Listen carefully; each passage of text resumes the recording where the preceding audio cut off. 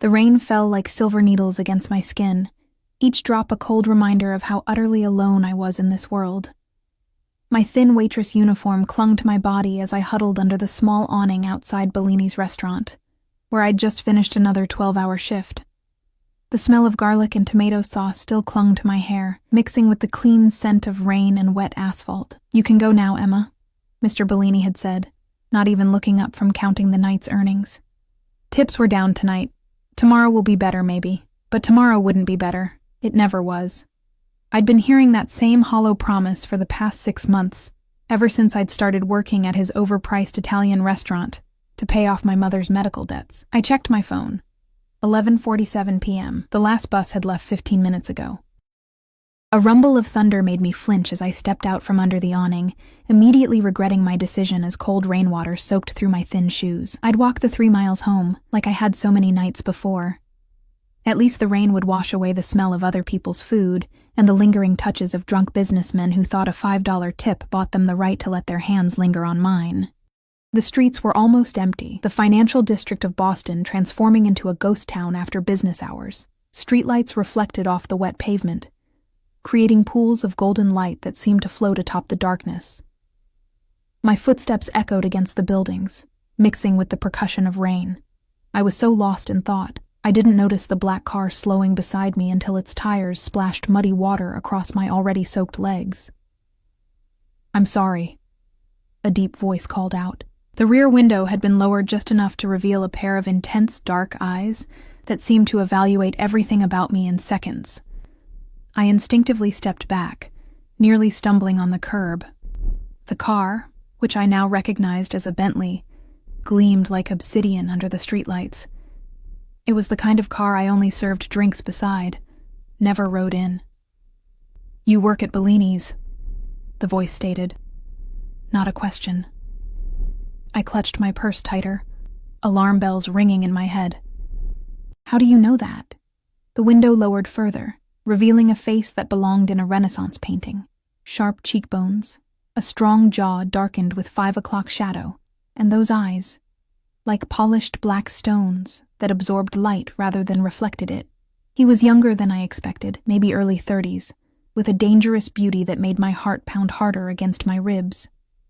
"I was dining there earlier." His voice carried the faint trace of an accent I couldn't place. "Private room." The private room? Of course. The section reserved for Mr. Bellini's special guests, the ones who made him nervous, whom he personally attended to, while ordering the rest of us to stay away. "You're walking in this?" He gestured to the downpour with a slight frown. I missed my bus. I didn't know why I was explaining myself to a stranger, especially one who made the hair on my arms stand on end. His eyes narrowed slightly. "Get in. I'll drive you home." "No, thank you." The words rushed out automatically. A slight smile curved his lips, transforming his face into something even more magnetic. It wasn't a request. The way he said it, soft yet unyielding, made my stomach tighten. Before I could respond, the rear door swung open, revealing leather interiors that smelled of expensive cologne and something distinctly masculine. "My mother told me never to get into cars with strangers," I said, trying to sound braver than I felt. He studied me for a long moment. "Alexander Volkov," he said finally. "Now I'm not a stranger." He extended his hand, a large gold signet ring catching the light. I should have walked away. Every instinct screamed at me to run. But the rain was getting heavier, the wind colder, and something in those dark eyes held me captive. "Emma," I replied, not taking his hand. "Emma Collins. Emma." He said my name like he was tasting it. "The storm is getting worse. Get in." As if on cue, lightning split the sky, followed by a crash of thunder that seemed to shake the very ground. I made a decision that would change everything. I slid into the car beside him. The door closed with a soft thud, sealing me into a cocoon of warmth and the heady scent of his cologne. Up close, I could see how expensive his suit was, charcoal gray, perfectly tailored to broad shoulders. His hands resting casually on his thigh were adorned with only the signet ring, his nails perfectly manicured. "Where do you live?" he asked. I hesitated, suddenly aware of the foolishness of telling this stranger my address. "Dorchester," I said, naming only the district. He nodded to the driver, a broad-shouldered man whose eyes met mine briefly in the rearview mirror before returning to the road. "You're a long way from home," Alexander observed. "The pay is better downtown." I kept my answers short, my body pressed against the door, maintaining as much distance as possible in the confined space. "And yet you walk in the rain." His observation wasn't judgmental, merely curious, not by choice. He studied me in a way that made me feel like he was reading every page of my life story. "How long have you worked for Bellini?" 6 months. "You don't like it there?" Again, not a question. I glanced at him, meeting those intense eyes. "It pays the bills." "Barely, I would imagine." His gaze flickered to my worn purse, the frayed edges of my uniform. I felt a flush of shame creep up my neck. "I manage," I replied stiffly. The car glided through the empty streets, the rain creating a hypnotic pattern against the tinted windows. Despite my discomfort, the gentle motion and warmth began to make my eyelids heavy. I fought against it, determined to stay alert. "You're exhausted." His voice had softened, almost gentle. "Sleep if you need to. We'll wake you when we reach Dorchester." I shook my head. "I'm fine." He reached into a compartment and pulled out a cashmere blanket. "Here." When I didn't take it, he draped it over my lap himself, his fingers brushing against my leg. Even that brief touch sent an electric current through me. "Thank you," I murmured, unable to remember the last time someone had shown me such a simple kindness. "You're shivering." There was concern in his voice, but something else too. A possessiveness that should have alarmed me but instead made me feel strangely safe. The car's gentle motion, the soft leather beneath me, and the warmth of the blanket conspired against my determination to stay awake. My eyelids grew heavier, and I fought a losing battle against sleep. The last thing I remembered was Alexander speaking quietly in a language I didn't understand. His voice a low rumble that followed me into dreams. I woke to the sensation of movement, but not the familiar stop and go of city traffic. This was a constant, gentle vibration, a soft hum beneath me. For a moment, I thought I was still dreaming. The surface beneath me was too comfortable to be my lumpy mattress, the air too fresh to be my cramped apartment. Then I remembered the rain, the black car, the dark-eyed stranger who'd offered me a ride. My eyes flew open. I was no longer in a car. Instead, I found myself on a cream-colored leather couch in what appeared to be impossible. My mind struggled to process what I was seeing. Wood-paneled walls, plush carpet, crystal glasses in a lighted cabinet, small oval windows. I was on an airplane.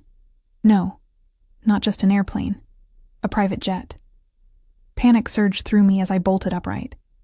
The cashmere blanket pooled around my waist. I was still wearing my waitress uniform, but my shoes had been removed, placed neatly beside the couch. "You're awake." That voice, deep, slightly accented, sent a chill down my spine. Alexander sat in a leather chair across from me, his jacket removed, shirt sleeves rolled up to reveal strong forearms. He was watching me with those penetrating dark eyes, a crystal glass of amber liquid in his hand. "Where am I?" My voice came out as a frightened whisper. "What is this?" "Currently, about 30,000 feet above the Atlantic." He took a sip from his glass, watching me over the rim. "You slept through takeoff. You must have been exhausted." "Takeoff?" The word felt foreign on my tongue. You kidnapped me?" Something flashed in his eyes. Amusement? Irritation? "I prefer to think of it as rescuing you." "From what?" I scrambled to my feet, looking wildly around for an exit, a phone, anything. "From a life of serving drinks to men who don't deserve to breathe the same air as you." He set down his glass and stood. Even in my panic, I couldn't help but notice how he dominated the space, his presence filling every corner of the cabin. "You had no right," I hissed, backing away as he approached. "Take me back. Now." He stopped, leaving a careful distance between us. "I'm afraid that's not possible. We're already halfway to Italy." "Italy?" My voice rose to a near shriek. "Why? What do you want from me?" "Sit down, Emma." His tone was gentle, but left no room for argument. "I'll explain everything." "I don't want to sit down. I want to go home." Tears of frustration and fear burned behind my eyes. "Home?" He raised an eyebrow. To your leaking apartment? To another day of being pawed at by drunken customers? To watching your mother deteriorate because you can't afford better care? I froze. How do you know about my mother? A small, satisfied smile curved his lips. I make it my business to know everything about what belongs to me. I don't belong to you, I whispered, even as a treacherous part of me responded to the possessive gleam in his eyes. Not yet. He moved closer, and this time I didn't back away. But you will, Emma Collins. You've belonged to me since the moment I saw you 6 months ago, when you first walked into Bellini's looking for work. My blood turned to ice. 6 months? You've been watching me for 6 months? He reached out, his fingers brushing a strand of hair from my face with surprising gentleness. I've been waiting for you my entire life. I just didn't know it until 6 months ago. I should have been terrified, and part of me was, but another part, a part I didn't recognize, thrilled at his words, at his touch. Who are you? Really? You know who I am. His hand cupped my cheek, his thumb brushing across my lower lip. You've felt my presence every time I've dined at Bellini's. You've sensed me watching you, and I had. Those nights when the back of my neck would prickle, when I'd turn to find the private room door slightly ajar, a shadow moving behind it. Why me? My voice trembled. His dark eyes searched mine, because from the moment I saw you, I knew no one else would ever be enough. The plane hit a pocket of turbulence, throwing me off balance. Alexander's arms came around me instantly, steadying me against his chest. I could feel his heart beating, strong and steady, as mine raced like a frightened bird's. I can't just disappear, I said against his shirt. My mother is being moved to the best private care facility in Boston as we speak. His voice rumbled through his chest against my ear. All her expenses paid. She'll want for nothing. I pulled back to look at his face. Why would you do that? Because she's your mother. He said it as if it were the most obvious thing in the world, and because I take care of what's mine. I'm not yours, I repeated, but the words sounded hollow even to my own ears. His smile was that of a predator who knew his prey was already caught. You will be. By choice, Emma. I may have brought you onto my plane without your knowledge, but everything that happens from this point forward will be your decision. And if I decide to leave, to go home, then I'll have you flown back the moment we land. His thumb traced the outline of my jaw. But I don't think you will. You don't know me, I whispered. I know you work 16-hour shifts without complaint. I know you send most of your money to your mother's care facility. I know you read poetry on your breaks and dream of seeing the world. His eyes never left mine. I know you deserve more than life has given you. The truth of his words struck me like a physical blow. No one had ever seen me so clearly before. What happens in Italy? I asked, my resolve weakening.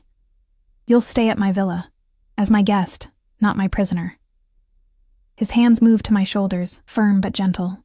You'll want for nothing, and you'll have time to decide if the life I'm offering is one you want to share. And what life is that? My voice was barely audible over the hum of the engines. One where you never have to worry about money again. Where you're protected, cherished. His eyes darkened. One where you belong to me, and I belong to you. The possessiveness in his voice should have frightened me. Instead, it awakened something primal inside me, something that had been sleeping my entire life. I don't even know you, I said, one last feeble protest. You will. He released me and stepped back. We have a lifetime for that. Outside the small window, the first rays of dawn stretched across the horizon, painting the clouds in shades of gold and rose. Somewhere below, an ocean separated me from everything I'd ever known. I should have been terrified. I should have demanded to be taken home the moment we landed. Instead, I found myself wondering what it would be like to be truly seen, truly wanted, for the first time in my life. And as Alexander watched me with those intense dark eyes, I realized I was already falling into a different kind of captivity, one with invisible chains that might prove impossible to break.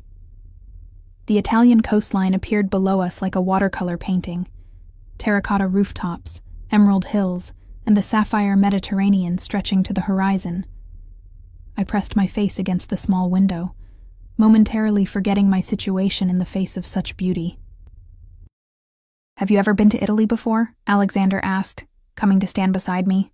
I shook my head, unable to tear my eyes from the view. "I've never been anywhere. My passport—" I trailed off, suddenly realizing, I don't have my passport.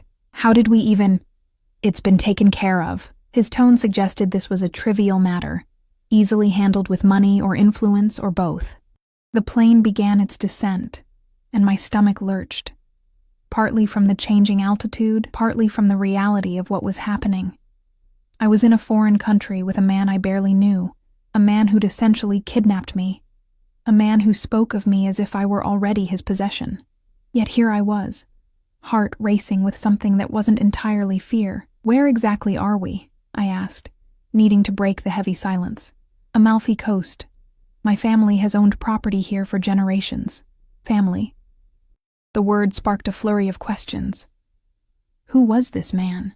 What kind of family did he come from? The private jet, the casual mention of a villa, the way he'd spoken of my mother's medical care as if the cost were inconsequential. All of it painted a picture of immense wealth. But there was something else, something in the watchful eyes of his driver, in the careful way he scanned our surroundings, in the power that emanated from him like a physical force. The plane touched down smoothly on what appeared to be a private airstrip. No terminal, no other aircraft, just a stretch of tarmac, ending near a cluster of sleek black vehicles. Men in dark suits stood beside them, sunglasses hiding their eyes even in the early morning light. "Your security?" I asked, nodding toward the waiting men. A slight smile curved his lips. "Among other things." The plane taxied to a stop, and Alexander rose, extending his hand to me. I hesitated before placing my fingers in his palm, letting him guide me to my feet. His hand was warm, his grip firm but gentle, as if he were handling something precious. "Whatever you need while you're here will be provided," he said, his eyes searching mine. "Clothes, books, anything. You only need to ask. What I need is to understand what I'm doing here," I replied, trying to keep my voice steady. "Why me? There must be 1,000 women more suitable for whatever this is." Something dangerous flashed in his eyes. "I didn't want suitable. I wanted you." His thumb traced circles on the inside of my wrist, just over my pulse point. "The moment I saw you, I knew." "Knew what?" "That you were mine." The simple declaration sent shivers down my spine. Even if you didn't know it yet, before I could respond, the cabin door opened, and the same broad-shouldered driver who'd been in the car appeared, nodding respectfully to Alexander. "Everything is ready, sir." "Good. We'll go directly to the villa." Alexander hadn't released my hand, and I didn't pull away as he led me toward the door. The heat hit me first, warm, fragrant air that smelled of salt and flowers. After Boston's endless rain, the Mediterranean sun felt like a caress against my skin. For a moment, I closed my eyes, tilting my face upward, absorbing the warmth. When I opened them, I found Alexander watching me with an intensity that made my cheeks burn. The naked hunger in his gaze wasn't purely sexual. It was deeper, more complex, like a man seeing water after days in the desert. He led me to the largest of the waiting vehicles, a sleek black SUV with tinted windows. The driver opened the rear door, and Alexander guided me inside with a light touch at the small of my back. His hand lingered there as he slid in beside me, his body close enough that I could feel the heat of him through my thin uniform. As we drove away from the airstrip, I caught glimpses of the coastline through the windows, winding roads carved into cliffs, glimpses of the sea far below, villas perched precariously on the hillsides like birds' nests. It was breathtaking, like nothing I'd ever seen outside of travel magazines. "It's beautiful," I murmured, almost to myself. "Yes," Alexander replied, but when I turned, he wasn't looking at the view. He was looking at me. "Beautiful." I flushed and looked away. "You said I'm free to leave. Does that offer still stand?" His expression hardened slightly. "I'm a man of my word, Emma. If you choose to go, I won't stop you. But I hope you'll give us a chance." "There is no us," I said quietly. "There's you, a man I met yesterday, who decided to bring me to Italy without my consent. And there's me, trying to figure out what the hell is happening. A muscle ticked in his jaw. I've known of you for 6 months. I've learned everything about you, your favorite books, your mother's condition, how you take your coffee in the mornings. I know you're drowning in debt that isn't even yours. I know you haven't bought yourself anything new in over a year because every spare dollar goes to your mother's care. My blood ran cold. That's not knowing me. That's stalking. Call it what you will. He shrugged, unapologetic. I wanted to be sure. Sure of what? That you were worth upending my life for. His candor startled me. I don't do this, Emma. I don't bring women into my world. It's too dangerous, too complicated. But with you... He shook his head slightly, as if he too were bewildered by his actions.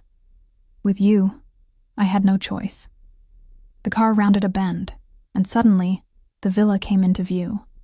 Villa was an understatement. It was a palace, cascading down the cliffside in a series of terraces and balconies, all gleaming white stone and climbing roses. The Mediterranean stretched behind it, an endless expanse of blue. My breath caught.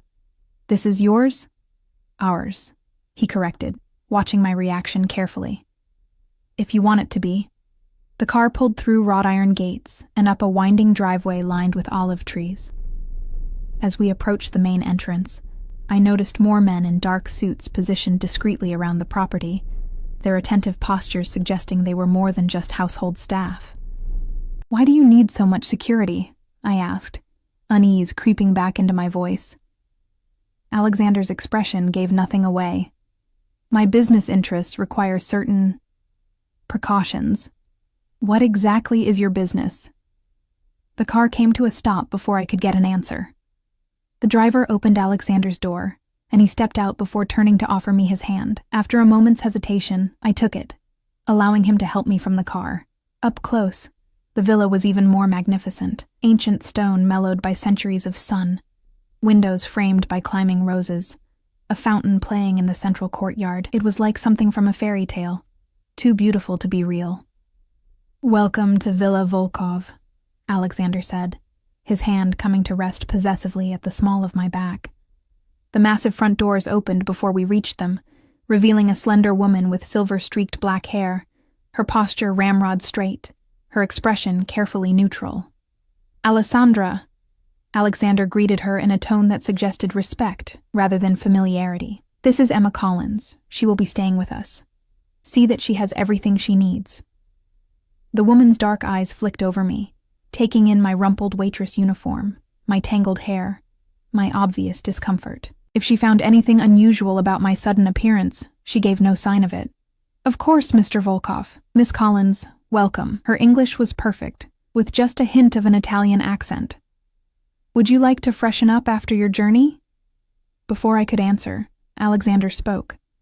Have a bath prepared in the blue suite, and bring a selection of clothes. She arrived with nothing. The presumption in his tone made me bristle. I can speak for myself. Something like amusement flickered in Alessandra's eyes, quickly suppressed. Alexander, however, didn't look amused at all. His hand tightened slightly against my back. Of course you can, he said, his voice deceptively soft. But right now, you're exhausted, disoriented, and still wearing clothes you've been in for over 24 hours. Let Alessandra take care of you. We'll talk after you've rested. Put that way, it was hard to argue. I was exhausted, and the thought of a bath was too tempting to resist. I nodded, and Alessandra gestured for me to follow her.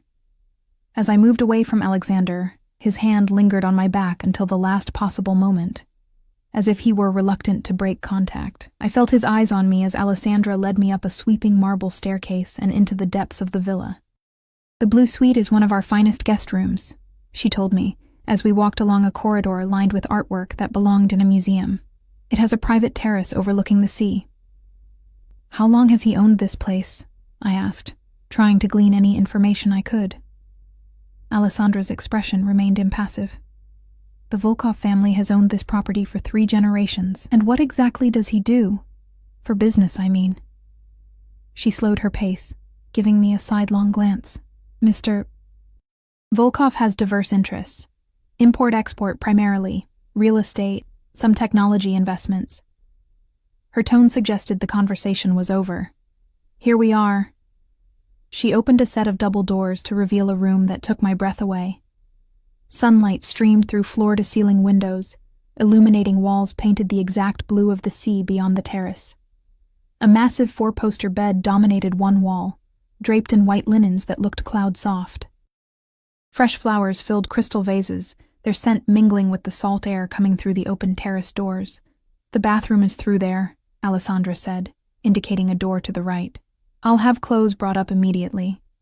"Is there anything specific you require?" I looked down at my wrinkled uniform, suddenly acutely aware of how out of place I was in these surroundings. I don't know. Something comfortable, I guess." Alessandra nodded. "Very well. The bath will be ready shortly." She left, closing the doors behind her. And for the first time since entering the black car in Boston, I was alone. I moved to the terrace doors, stepping out into the warm sunlight. The view was breathtaking. Terraced gardens leading down to a private beach, the Mediterranean stretching to the horizon. What was I doing here? In less than 24 hours, I'd gone from a struggling waitress to... what? A guest in a billionaire's Italian villa. A captive, albeit in a gilded cage. The sensible thing would be to demand a phone, call the embassy, get myself home as quickly as possible. But home to what? My cramped apartment with its leaking ceiling? Another double shift at Bellini's, fending off wandering hands? My mother's medical bills, piling higher each month? And then there was Alexander himself. The way he looked at me, like I was precious, like I was necessary, stirred something in me I hadn't known existed. No one had ever wanted me like that before. No one had ever seen me the way he seemed to. A soft knock interrupted my thoughts. A young woman entered, carrying a stack of neatly folded clothes. She set them on the bed with a respectful nod. "The bath is ready, miss," she said in heavily accented English. "Is there anything else you need? A phone?" I asked hopefully. She hesitated. "I would have to ask Mr. Volkov." "Of course. Never mind. Thank you." After she left, I explored the bathroom, finding it as opulent as the bedroom. Marble floors, a sunken tub big enough for 3 people, already filled with steaming water scattered with rose petals. Expensive-looking bottles lined a shelf. Shampoos, oils, soaps. I shed my grimy uniform, letting it pool at my feet, and stepped into the tub. The hot water enveloped me, and I couldn't suppress a moan of pleasure. How long had it been since I'd had a proper bath? My apartment only had a cramped shower with unpredictable water pressure. As I soaked, reality began to set in. I was thousands of miles from home, with a man who'd admitted to watching me for months, who spoke of me as if I already belonged to him. A man with enough power and money to arrange international travel without documentation, to move my mother to a private facility overnight, to command a small army of security personnel. What kind of man had that kind of power? What kind of business interest required that level of protection? Import-export, Alessandra had said. But there was more to it, I was certain. The way his driver watched everything, the security throughout the property, the careful way Alessandra had answered my questions. It all suggested something beyond legitimate business. By the time I emerged from the bath, my skin flushed and my thoughts slightly clearer, I'd made a decision. I would stay. For now. I would learn what I could about Alexander Volkov and his world, and then I would decide whether to run or to stay. I wrapped myself in a plush towel and returned to the bedroom to examine the clothes that had been left for me. The selection was impressive. Dresses in various styles, pants, blouses, even lingerie and nightwear, all in my size. I chose a simple sundress in pale blue linen, feeling strangely vulnerable as I slipped it over my head. The fabric was finer than anything I'd ever worn, soft against my skin. As I was running a brush through my damp hair, another knock came at the door. My heart jumped, thinking it might be Alexander, but it was Alessandra who entered. "Mr. Volkov invites you to join him for lunch on the main terrace," she said. "When you're ready." And if I'm not ready? Her expression didn't change, but something flickered in her eyes. Perhaps respect. "Then I will tell him you're resting. The choice is yours, Miss Collins." The choice is yours. Alexander had said something similar on the plane. It was a strange sort of power to give me, when he'd already taken so much choice away. "I'll join him," I said finally. "I have questions that need answers." Alessandra nodded. "Very well. Follow me when you're ready." After she left, I took a deep breath, steeling myself.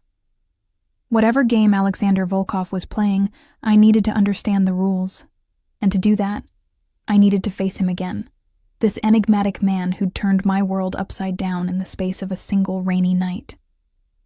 The main terrace was a masterpiece of Mediterranean elegance. White stone floors, climbing bougainvillea casting dappled shade, and a panoramic view that stole my breath. Alexander sat at a glass-topped table, his attention focused on papers spread before him. He'd changed into linen pants and a white shirt, open at the collar, his dark hair still slightly damp as if he too had showered. The casual attire softened his appearance, making him seem almost approachable, almost. He looked up as I approached, and the intensity in his gaze made my steps falter.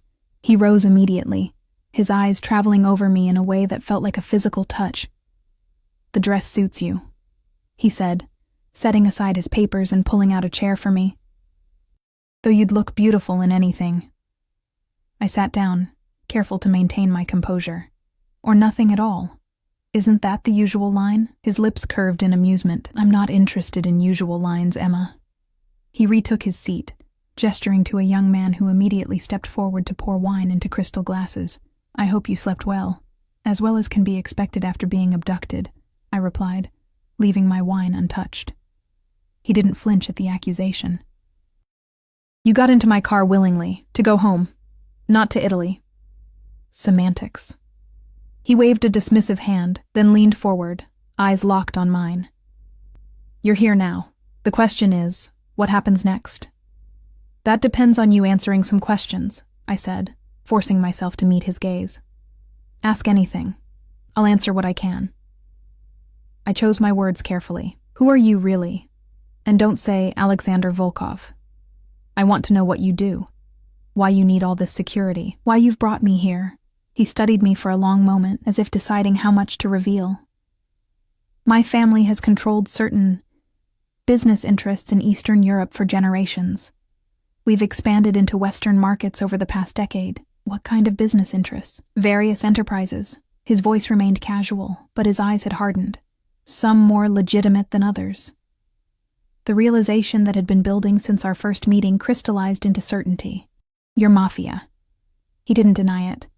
"That term is so imprecise. I prefer to think of myself as a businessman operating outside conventional restrictions." My pulse quickened. I'd suspected, of course, the security, the wealth, the power, but hearing him all but confirm it sent a chill through me. "You're a criminal. By some definitions." He took a sip of his wine, watching me over the rim of his glass. "By others, I'm a man who creates order where governments fail, who provides protection to those who need it, who keeps a balance of power that prevents greater violence." "You're justifying breaking the law." "I'm explaining how the world actually works, beyond the simplified morality you've been taught." His voice remained calm, almost gentle, as if he were explaining a difficult concept to a child. "The line between legal and illegal is drawn by those with power. I simply operate under a different set of rules." A server appeared, placing a plate of delicate seafood before each of us. I stared down at the artfully arranged food, my appetite gone. "And where do I fit into this world of yours? Why am I here?" Alexander set down his glass, his expression growing serious. "From the moment I saw you, I knew you were different. There's a light in you, Emma, a resilience, a purity, that I haven't seen in anyone else. So, you decided to—" "What? Collect me? Like some rare specimen?" His jaw tightened. "I decided to give you the life you deserve. Away from struggle, away from men who don't value you. By taking me away from everything I know, without asking." I pushed my plate away, anger rising. "That's not protection. That's possession." "Yes." The simple admission startled me. "I want to possess you, Emma. I want you to be mine in every way a woman can belong to a man. But I want you to choose it." The raw honesty in his voice sent heat spiraling through me, contradicting the outrage I knew I should feel. And if I don't choose it? Then you're free to leave. His eyes never left mine. But I think you're curious about this life, about me, about what we could be together. He wasn't wrong. And that terrified me more than any threat could have. You're asking me to accept a life built on crime, on hurting people. I'm asking you to accept reality. He leaned forward, his voice dropping. The world you think you live in, where good is rewarded and evil punished, where hard work guarantees success, it's a fairy tale. I'm offering you truth and protection and anything else your heart desires. The worst part was how tempting his words were. How easily I could imagine slipping into this life of luxury and protection, leaving behind the constant struggle that had defined my existence for so long. My mother, I said, changing tactics. You said she's being moved to a better facility? The best in New England. He reached into his pocket, producing a phone which he slid across the table to me. Call the number and contacts under Wellington Care. Ask for Dr. Patel. She'll confirm your mother arrived safely this morning and is settling in. My fingers trembled as I picked up the phone, finding the contact and dialing. A female voice answered, identifying herself as Dr. Patel. When I asked about my mother, she confirmed everything Alexander had said. Marion Collins had been transferred that morning, was comfortable, and was already scheduled for additional treatments unavailable at her previous facility. Would you like to speak with her? Dr. Patel asked. Tears pricked my eyes. Yes, please. My mother's voice, stronger than I'd heard it in months, came through the line. Emma? Sweetheart, where are you? They told me you'd arranged all this. I swallowed hard, looking across at Alexander, who watched me with unreadable eyes. I'm taking care of some business, Mom. How are you feeling? Better than I have in ages. The happiness in her voice was unmistakable. This place is amazing, Emma. My room has a view of a garden, and the doctors. They've already done more tests in one day than the other place did in a month. Guilt and gratitude warred within me. That's wonderful, Mom. But how are you affording this? It must cost a fortune. I met Alexander's gaze. I've made some changes in my life. Don't worry about the money. Just focus on getting better. After a few more minutes of conversation, I promised to call again soon and hung up, setting the phone carefully on the table between us. Thank you, I said quietly, for what you've done for her. Alexander nodded, his expression softening. Your loyalty to her is one of the things I admire about you. Family is everything. The way he said it suggested a deeper meaning, a core principle rather than a platitude. Is that why you're in the family business? Loyalty. A shadow crossed his face. My father built an empire. My responsibility is to protect and expand it, even if that means doing terrible things. Even then, his honesty was disarming, but I have lines I don't cross, rules I live by. What kind of rules? I don't harm children. I don't traffic in humans. I don't betray those loyal to me. He held my gaze, and I protect what's mine with my life. There it was again, that possessiveness that should have repelled me, but instead sent a forbidden thrill through my veins. I'm not yours. Not yet. His confidence was absolute, but you will be. The meal continued in tense silence, broken only by the gentle clinking of silverware against fine china. Despite my agitation, hunger eventually won out, and I found myself eating the exquisitely prepared seafood, aware of Alexander's approving gaze. You mentioned staying at the villa, I said finally. For how long? That's up to you. I'll be here for at least 2 weeks before business calls me back to Boston. He refilled my water glass without asking. You're welcome to stay longer, with or without me. And after that? After that, if you choose to stay with me, we return to Boston together, to my home. His eyes darkened. To our life. You make it sound so simple. It is simple. Stay or go. Choose me or don't. The intensity of his gaze pinned me to my seat. But know this, Emma. If you choose me, it's forever. I don't share what's mine. I don't allow second thoughts. Once you're mine until death. A chill ran through me at the finality in his tone. That sounds more like a threat than a proposal. It's a promise. He reached across the table, his fingers brushing against mine. I will give you everything. Luxury, protection, pleasure beyond anything you've imagined. But in return, I demand absolute loyalty. The touch of his skin against mine sent electricity racing up my arm. And what about love? Or doesn't that factor into your equation? Something vulnerable flickered in his eyes. So quickly I might have imagined it. Love is a luxury many in my position can't afford. Then what am I to you? A possession? A trophy? You're a necessity. The raw honesty in his voice caught me off guard. From the first moment I saw you, I knew I would never be complete without you. Before I could respond, a man in a dark suit approached, leaning down to whisper something in Alexander's ear. His expression hardened instantly, the vulnerable moment vanishing as if it had never existed. "Excuse me," he said, rising from the table. "Business requires my attention. Alessandra will show you around the grounds. We'll continue our conversation at dinner." He was gone before I could object, striding away with the confident gait of a man accustomed to command. The transformation had been instantaneous, from the almost tender man who'd touched my hand to the cold, controlled leader of a criminal empire. Alessandra appeared as if summoned by magic, her expression as unreadable as ever. "Would you care to see the gardens, Miss Collins? Or perhaps the beach?" I stood, still unsettled by Alexander's abrupt departure and the conversation that had preceded it. "The beach, I think. I need some air." She led me down a series of stone staircases that wound through terraced gardens, each more beautiful than the last. Olive trees provided patches of shade, their silver-green leaves rustling in the gentle breeze coming off the sea. "How long have you worked for him?" I asked as we walked.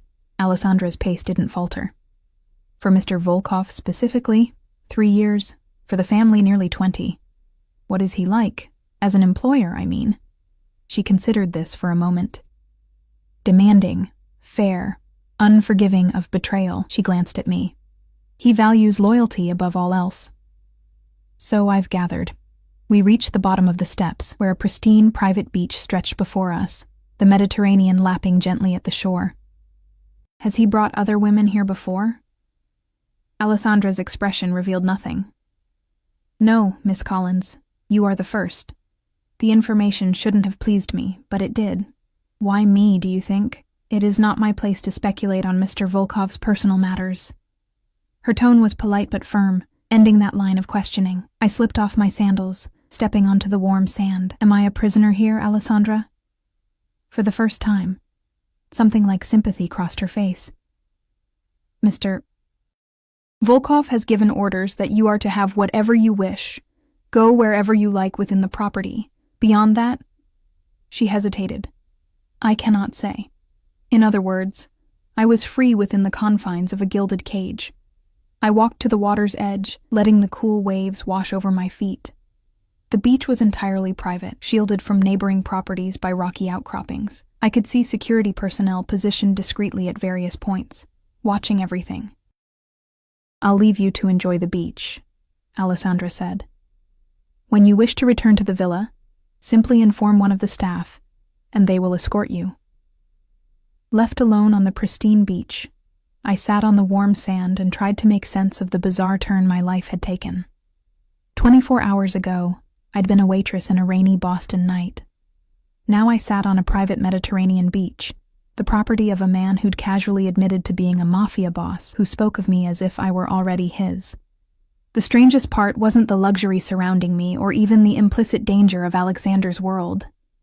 It was how tempted I felt to accept what he offered, not just the material comforts, but the intensity of his focus, the way he seemed to see me completely. For someone who'd spent her entire life feeling invisible, that recognition was intoxicating. I stood, brushing sand from my dress, and walked along the shoreline. The water lapped at my feet, cool and refreshing under the warm sun. I could feel eyes watching me, the security personnel stationed around the property. But they kept their distance, giving me the illusion of privacy. After an hour of solitude, I made my way back to the stone steps leading up to the villa. A young man in a dark suit materialized as I approached. "Would you like to return to your room, Miss Collins?" he asked in accented English. Actually, I'd like to explore the villa, if that's allowed. He nodded. Of course, I can show you around, or you may explore on your own. Mr. Volkov has given instructions that you have full access to the property, except for his private office when he is conducting business. I'll explore on my own, thank you. He inclined his head respectfully. If you need anything, there are staff throughout the villa. You only need to ask. The villa was even more extensive than I'd initially realized, a sprawling complex of interconnected buildings climbing up the hillside. I wandered through grand rooms filled with priceless art, intimate reading nooks tucked into unexpected corners, and expansive terraces offering different perspectives of the coastline. In one wing, I discovered what appeared to be family spaces, photo frames on tables, books left open as if recently read, a half-finished chess game on an antique board. I picked up one of the photos, studying the image of a younger Alexander standing beside an older man with the same penetrating dark eyes. His father, I assumed, the man who had built an empire that Alexander now controlled. That was taken in St. Petersburg 5 years ago. I nearly dropped the frame at the sound of Alexander's voice. He stood in the doorway, his expression unreadable as he watched me replace the photo carefully on the table. I'm sorry, I was just exploring. Don't apologize. He moved into the room, his presence immediately filling the space. He'd changed again, now wearing a tailored suit that emphasized his broad shoulders. You're free to go anywhere in the villa. Except your office during business, I said, recalling the security guard's words. A slight smile curved his lips. For your protection, not mine. Some of my associates can be unpredictable. Dangerous, you mean? Yes. He didn't bother to deny it. Not everyone in my world shares my code of ethics. Ethics. I couldn't keep the skepticism from my voice. Is that what you call it? Instead of taking offense, he moved closer, stopping just within arm's reach. Mock if you wish, but even in my world, especially in my world, rules are necessary, lines that cannot be crossed, and what happens to those who cross them? His eyes hardened. They are dealt with. The way he said it sent a chill down my spine. This man, who looked at me with such tenderness, was capable of violence I could barely imagine. Your business earlier, I said, changing the subject. Is everything all right? Nothing for you to worry about. He reached out, tucking a strand of hair behind my ear, his fingers lingering against my cheek. Just a minor territorial dispute. Territorial dispute, I repeated. Like gang wars? His expression darkened. We're not street gangs, Emma. We're organizations with histories spanning generations, controlling billions in assets. When conflicts arise, they're handled with precision and violence. When necessary. He didn't apologize or justify, simply stated it as fact. I stepped away from his touch, needing distance to think clearly. I can't pretend to understand your world, Alexander. It's so far removed from anything I've known. Then let me show you. His voice softened, becoming almost persuasive, not the darkness. You don't need to see that part, but the rest. The privilege, the freedom, the power to change lives. Like my mother's. Yes. Like your mother's. He closed the distance between us again. Do you have any idea how much good you could do with the resources I'm offering you? How many lives you could improve? It was a seductive thought, having the means to help others the way I'd always wished I could. At what cost? To you? Nothing but your loyalty to me. His eyes burned into mine. I would never ask you to compromise your principles, Emma. Your goodness is part of what draws me to you. And if your world threatens that goodness, if being with you means accepting things I can't morally justify, then you walk away. He said it simply, though something flashed in his eyes. Pain, perhaps, or fear. But before you decide, give me these 2 weeks. Let me show you what life with me could be. It was reasonable. Too reasonable. Coming from a man who'd essentially kidnapped me. But standing there, looking into his eyes, I found myself nodding. 2 weeks. Relief washed over his features, quickly masked by his usual controlled expression. Good. Now, would you join me for dinner? There's a restaurant in Positano I think you'd enjoy. I don't have anything suitable to wear to a nice restaurant, I said, Gesturing to my simple sundress, his smile returned, warm and genuine. That's easily remedied. I took the liberty of having some additional items brought to your room while you were at the beach, including evening wear. Of course he had. You seem very confident I'd agree to stay. Not confident. Hopeful. The sincerity in his voice caught me off guard. Be ready at 7? I'll meet you in the main hall. The dresses laid out on my bed when I returned to my room were breathtaking. Designer pieces in silks and chiffons, each one probably costing more than I'd earned in 6 months at Bellini's. After a quick shower, I selected a midnight blue slip dress that fell just above my knees, elegant in its simplicity. Among the accessories, I found a delicate silver bracelet that complemented it perfectly. Looking at my reflection in the full-length mirror, I barely recognized myself. My hair, usually pulled back in a functional ponytail for work, fell in soft waves around my shoulders. The dress clung to curves I usually hid under baggy clothes. Even my eyes seemed different, wider, brighter, as if seeing the world anew. At precisely 7, I descended the marble staircase to find Alexander waiting in the entry hall. He wore a black suit that fit him impeccably, his dark hair combed back from his forehead. When he saw me, he went still, his eyes traveling slowly from my face down the length of my body and back again. You are breathtaking, he said, his voice lower than usual. Heat crept into my cheeks. Thank you. For the dress and everything.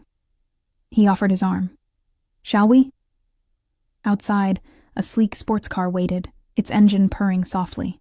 Alexander opened the passenger door for me, his hand resting briefly on my lower back as I slid inside. The interior smelled of expensive leather and his cologne, a heady combination that made my pulse quicken. No driver tonight? I asked as he settled behind the wheel. I prefer to drive myself when I can. He glanced at me as the car moved smoothly down the driveway. It's one of the few times I feel truly in control. I would have thought you always feel in control. His laugh was unexpected, rich and genuine. Appearances can be deceiving. In my position, I'm constantly balancing competing interests, managing volatile personalities. It's a delicate web. And what happens when the web breaks? His hands tightened on the steering wheel. People die. The blunt response silenced me as we wound along the coastal road, the Mediterranean glittering in the early evening light. Alexander drove with confident precision, taking the hairpin turns with ease, one hand occasionally dropping to rest on my knee as if he couldn't bear not touching me. Positano revealed itself around a bend, a pastel-colored cascade of buildings tumbling down the hillside toward the sea, like something from a fairy tale. Alexander navigated the narrow streets with practiced ease, eventually pulling up before a restaurant perched on a cliff edge. They have the best seafood on the coast, he said as we entered, his hand once again finding the small of my back, and a wine cellar that would make you weep. The maitre d' greeted Alexander with nervous deference, immediately leading us to what was clearly the best table, a secluded spot on the terrace with an unobstructed view of the sunset over the Mediterranean. No reservation had been mentioned. I suspected Alexander never needed one. You come here often?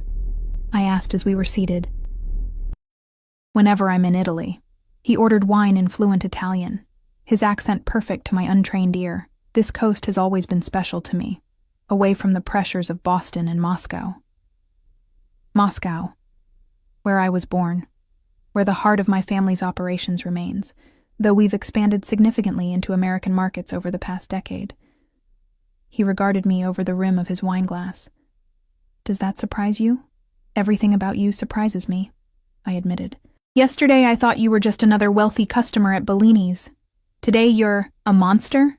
He supplied when I trailed off. I shook my head. I don't think you're a monster. I think you're a man who's made choices I don't understand, living by rules I wasn't taught. Something like approval flickered in his eyes. Most people see the world in black and white, good and evil, legal and criminal. But reality exists in shades of gray. The politician who takes bribes to fund his campaign, the corporation that poisons a river to save costs, the police officer who looks the other way for the right price, are they so different from me? At least I'm honest about what I am. And what are you exactly? A man who creates order from chaos, who protects those loyal to him, who keeps his word, always. His eyes held mine. A man who has never wanted anything or anyone the way I want you. Heat bloomed in my chest, spreading outward until my whole body felt flushed. The intensity of his gaze, the raw honesty in his voice made it hard to breathe. Why? The question escaped in a whisper. Why me? Alexander was silent for a long moment, as if carefully choosing his words. I've known many women, Emma, beautiful women, intelligent women, women born into my world, who understand its rules and expectations. But none of them has what you have, which is light. He said it simply. A fundamental goodness that hasn't been corrupted by hardship or ambition. A strength that comes from within, not from power or wealth. His voice dropped lower. From the moment I saw you, I knew you were what I've been searching for without knowing it. The missing piece. The server arrived with our appetizers, breaking the moment. Throughout the meal, Alexander was attentive, ensuring my glass was never empty, asking about my preferences, sharing stories of the region's history and his previous visits. He was charming, knowledgeable, and at times even playful. A side of him I hadn't glimpsed before. It was easy, too easy to forget who he was, what he was. As we shared a dessert, a delicate lemon tart with fresh berries, I found myself laughing at a story he told about his first visit to Italy as a teenager. His smile in response was warm, genuine, reaching all the way to his eyes. You should laugh more often, he said, reaching across the table to brush his fingers against mine. It transforms you. Our fingers intertwined on the tablecloth, and I didn't pull away. The wine, the setting, the man across from me, it all combined to create a dreamlike quality, as if we were characters in a story rather than real people with complicated lives. What happens next? I asked, my voice soft in the candlelight. If I stay, if I choose you. His eyes darkened. You become mine, in every way. As what? Your mistress? Your prisoner? As my wife. The word hung between us like a physical presence. Wife, not girlfriend, not mistress, wife. The most permanent, binding claim a man could make on a woman. You can't be serious, I whispered, my fingers suddenly stiff within his. I've never been more serious about anything in my life. Alexander's expression was solemn, his dark eyes unwavering. When I said forever, Emma, I meant it. I don't do temporary, not with you. We barely know each other. My voice sounded thin, distant to my own ears. You can't possibly want to marry someone you just met. I've known you for 6 months, he countered. I've watched you, learned about you, seen who you truly are. The only difference is that now you're aware of me too. That's not how relationships work. Normal people date. They learn about each other. They fall in love. We are not normal people. His grip on my hand tightened, not painfully, but with unmistakable possession. I am the head of a family empire. You are the woman I have chosen. Traditional courtship isn't an option for us. Because you kidnapped me, I couldn't keep the edge from my voice.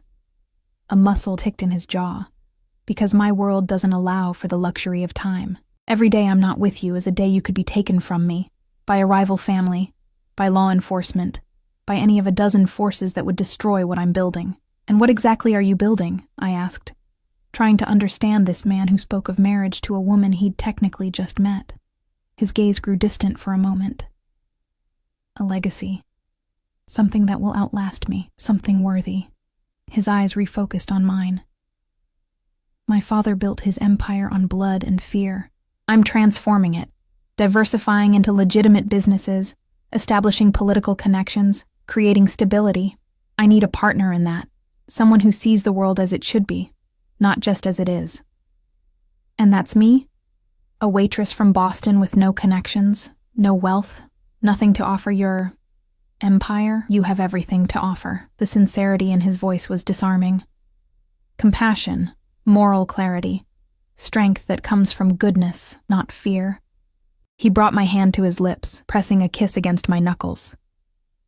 Do you know how rare that is in my world? Everyone wants something from me. Everyone has an angle, a hidden agenda, except you. I pulled my hand away, needing distance to think clearly. This is insane. You can't just decide someone will be your wife without their input. I'm not deciding for you. I'm asking. For the first time, uncertainty flickered across his features. Stay with me for these 2 weeks. Let me show you what life with me would be. Then make your choice. And if I choose to leave, then you leave, with enough money to secure your mother's care for the rest of her life and to start fresh wherever you wish. His expression hardened slightly. But understand this, Emma. If you leave completely. I won't pursue you. I won't watch over you. It will be a clean break, because your pride couldn't handle rejection. Because I can't afford half measures. In my position, attachments are vulnerabilities. If you're not fully mine, protected by my name and my power, then you're a weakness I can't allow. His brutal honesty was both chilling and strangely reassuring. At least he wasn't trying to manipulate me with false promises or romantic fantasies. 2 weeks, I repeated, buying time to process everything.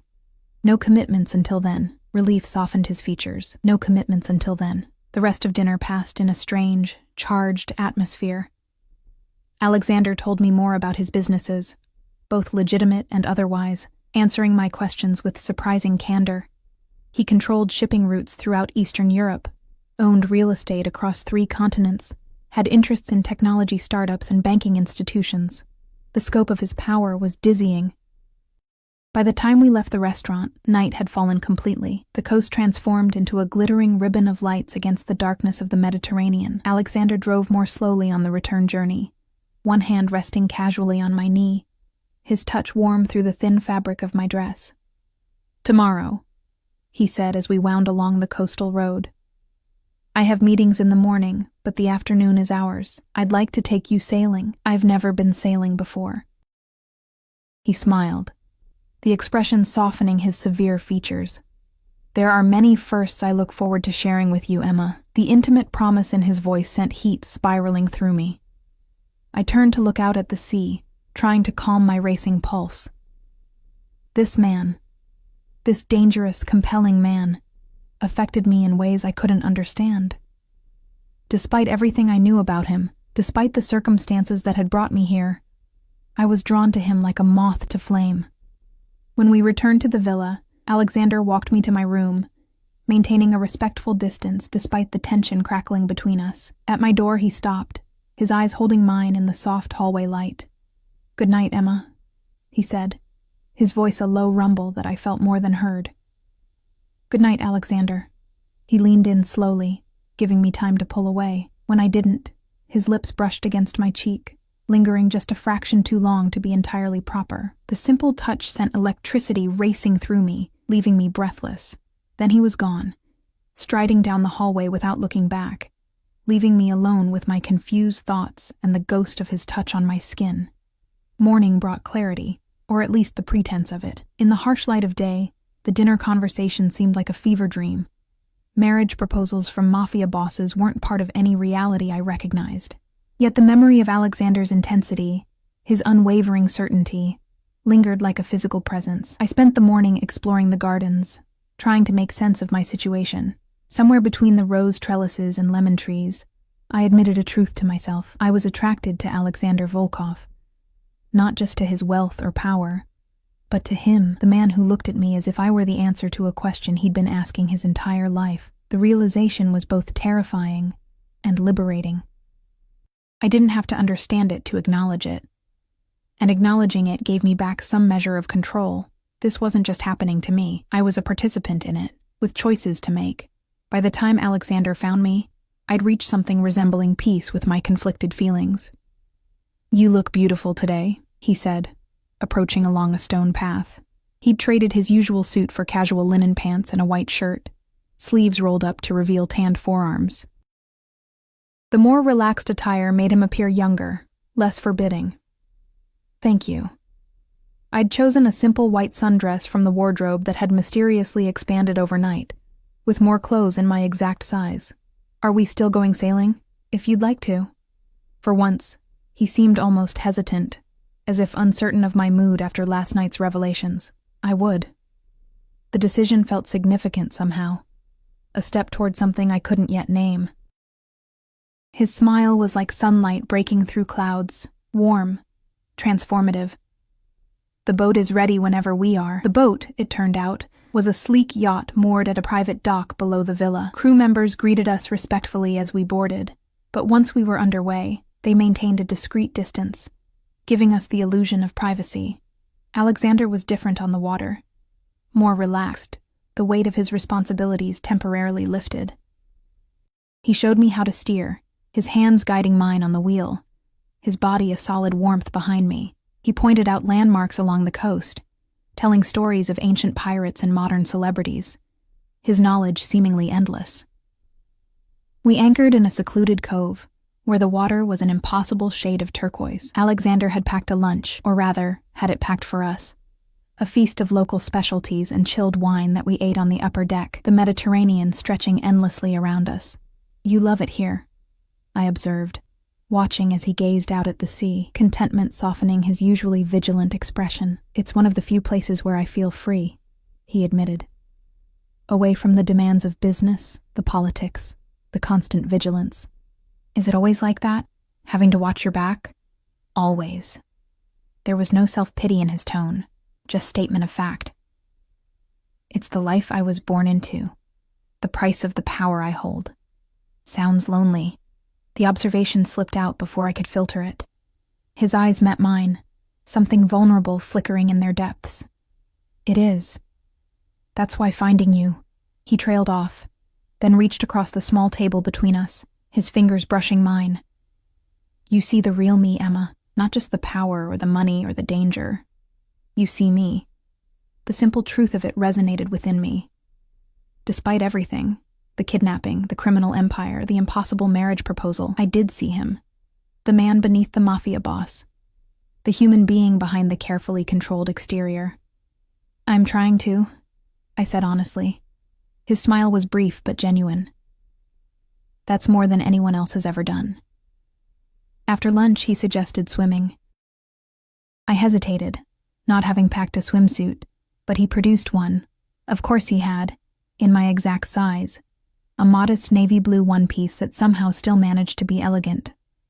The water was perfect, cool enough to be refreshing under the warm Mediterranean sun, clear enough to see fish darting between rocks far below. Alexander swam with the powerful grace of an athlete, cutting through the water with practiced ease. I was less graceful, but enthusiastic, reveling in the novelty of swimming in the open sea rather than the chlorinated public pools of my childhood. When I tired, Alexander helped me back onto the boat, his hands strong and sure around my waist. Water droplets clung to his skin, highlighting the defined muscles of his chest and arms. I caught myself staring and quickly looked away, but not before noticing the heat in his eyes as he watched my reaction. We dried off in the sun, wrapped in plush towels, sipping cold drinks brought by the discreetly attentive crew. The day had a dreamlike quality, the perfect weather, the impossibly blue sea, the handsome, dangerous man watching me with eyes that seemed to see into my soul. "What are you thinking?" he asked, breaking a comfortable silence. I considered lying, then decided on honesty, that this doesn't feel real, any of it. Being here, with you. It's like I've stepped into someone else's life. Or perhaps you've finally stepped into the life you were always meant to have. His voice was soft, but intense. The life you deserve. A life with you. I said it not as a question, but as a statement, testing how the words felt on my tongue. Yes. His eyes never left mine. A life with me, as my partner, my wife, the mother of my children. The last words sent an unexpected pang through me, not fear or rejection, but a strange yearning I hadn't known I possessed. Children? Something vulnerable crossed his face. Family is everything to me, Emma, not just the organization I lead, but true family. Blood, loyalty, continuation. I want children. A son to carry on my name, daughters to bring light into our home. Our home, I echoed, the concept simultaneously foreign and compelling. Yes. He moved closer, reaching out to trace the line of my jaw with gentle fingers. I would build you a palace if you wanted it, or a simple cottage by the sea. Anything you desire. I don't want palaces or cottages. I met his gaze steadily, If, and it's still a very big if, I were to consider this crazy proposal, I'd want honesty. Complete honesty. About your business, your past, everything. His expression grew serious. There are things in my past, in my business, that would disturb you. Things I'm not proud of. Things I've done out of necessity rather than choice. I need to know who I'd be binding myself to. The real you. Not just the charming man on a yacht. He was quiet for a long moment. You're right, he said finally. You deserve the truth. All of it.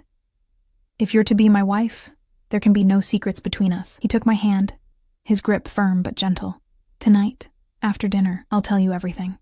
And then you can decide if you still want to consider my proposal. The sun was beginning to set as we returned to shore, painting the sky in spectacular shades of orange and pink. Alexander stood behind me at the railing, his arms wrapped around my waist, his chin resting lightly on my head. We fit together perfectly, as if my body had been designed to complement his. Beautiful, I murmured, watching the sunset transform the coast into a golden wonderland. Yes, he agreed. But when I glanced up, he wasn't looking at the sunset. He was looking at me.